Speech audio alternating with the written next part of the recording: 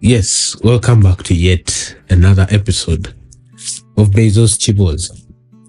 Now for this one, I really didn't know whether I would publish it in time because the internet has been down, but we are lucky to see the internet back.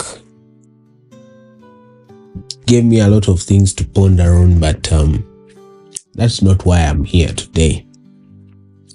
Today I want to begin by saying that when everyone is busy blaming, no one is busy building. And that is something that should sit with you for some time. That when everyone is busy blaming, no one is busy building. You see, this episode comes after the elections, 2026 elections. And I just want to make it clear that this is not a political episode. Ideally, these are my just my thoughts. And I want them to just be as objective as possible. It's not a campaign. I'm not here to attack anyone. And I'm also not here to defend anyone either. Because the only person I'm supposed to defend is me. I'm just here because I genuinely care about the status quo in Uganda. Us having a better life, us having more stable lives, and living with less anxiety, less chaos, less, I don't know, all those nonsensical things that come around, and live in more dignity.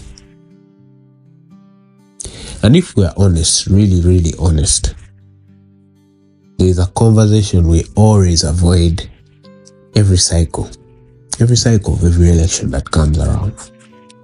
Mind you, we have had a president for 40 years. I have no problem with that, but I've had a president for 40 years. But there is a conversation we avoid every cycle. Not because it's complicated, but because it's uncomfortable. And the core idea is that we have a scapegoat. A scapegoat is someone or something we blame so that we don't have to confront ourselves. It is more like an emotional relief. Because blame feels productive. It feels like we are taking action. It feels like resistance. But most of the time, it's just a release. It's not a resolution. You see, every election cycle, every crisis, every downturn, we look for a face, a name, and a group of people to blame. Someone to carry our frustration so that we don't have to carry the responsibility. You see, scapegoats make pain simpler. They turn complex problems into emotional ones. Instead of you asking, what systems failed? What habits did we normalize? What did we tolerate for long? What responsibility do I carry? We ask, who is the problem? Definitely we ask, who is the problem? But if you ask yourself, what systems failed? You would know what to solve. What habits did we normalize? There's a habit, personally, I've seen Ugandans normalize, and that is throwing rubbish. I don't know, it's a very petty thing, but I believe for us to move to the next level, we need to be very, very, and very, by very, I mean very, very 1,000 times. We need to be a very disciplined country. Like, the citizens should be very disciplined. Because there are things we have normalized, throwing rubbish, stupid traffic jam because someone is not following the right route, taking one ways. Those are things we have normalized. We have tolerated stupid leaders.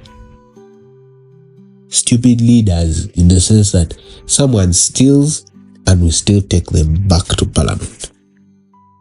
I don't know how this will sound. Maybe they may not put it out there, but I'm not going to be the guy who is going to turn into a political guy. But I'm just a little bit frustrated that people shift the blame to someone else and forget the core of the issue. The issue, who the problem is, the actual problem is us. We are the scapegoats. Because fixing the systems takes time, so we try to look for something else. Fixing the culture takes generations. By the time we get a culture where people no longer drop things, it will take us generations. Because, I don't know, because humanity thinks that to achieve something we need more time. We tend to not take things seriously, not to take the blame on ourselves. We think that fixing ourselves takes miracles, and that's why blame is faster. And I'll tell you that Uganda is not unique. Every country that struggles does this. Our danger is not conflict. Our danger is stagnation. We feel that nothing ever really changes. And when nothing changes, frustration grows. When frustration grows, blame gets louder. Thinking gets quieter. People stop thinking. They start fighting in parliament. Okay, that one just came out. But we shout solutions instead of building them. We need to build the solutions. Whatever capacity you're in, opposition or the NRM or the ruling party, whatever position you're in, you need to stop shouting solutions. These things of telling us, I'm going to do this, I'm going to do this, I'm going to do this. Start building them, because that's what the country needs. Blame is not the same as accountability. Accountability asks what exactly went wrong, who had responsibility, what systems allowed this to repeat. That is something I need us to understand. What systems allowed this to repeat? Because people go back and repeat the same issues, but we still vote them in. That is a system that is allowing that problem to repeat.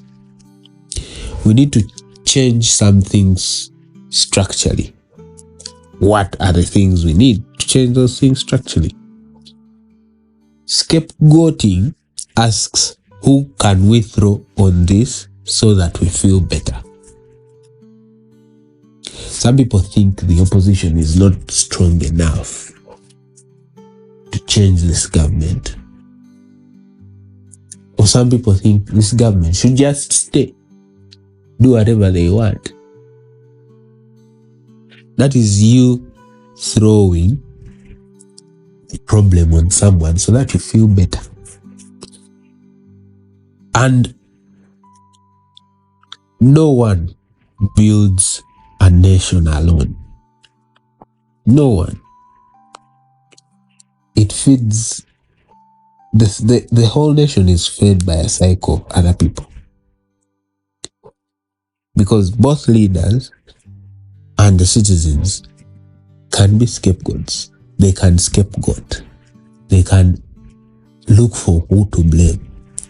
Leaders will blame you for choosing other false leaders, other leaders that are not good.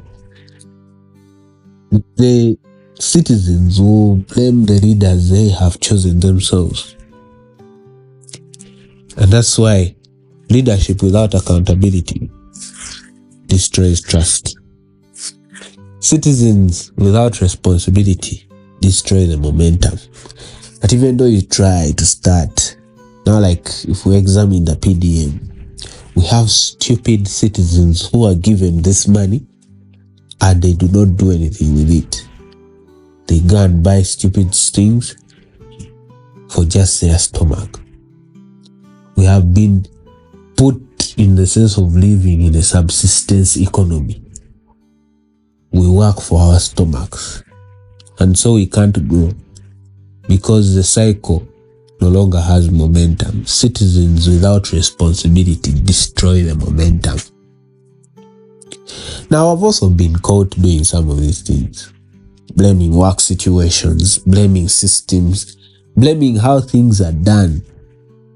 And sometimes those things are valid. But I have to ask myself, and I've always asked myself, what happens after I blame? Do I become clearer? Do I become more strategic? Do I become more disciplined? Or I just become more angry? Most of the time, it's just being more angry. And anger without direction is just noise inside your head. It's just noise inside your head. So the perspective we do not talk about enough is that not all progress looks dramatic. Stability is boring. Stability is slow. Stability does not trend on social media. But however, stability is what allows businesses to grow, families to plan, young people to take risks, dreams to become something. Countries do not collapse because of one event. They stagnate because everyone is waiting for someone else to act fast. You're waiting for other people to act fast. I don't know how this episode will be taken because it's too different from the episodes that I do. But I want you to know that we only stagnate because everyone is waiting for someone else to act fast. And for us to fix this country, we won't fix it with this episode. No. We need to separate emotion from analysis.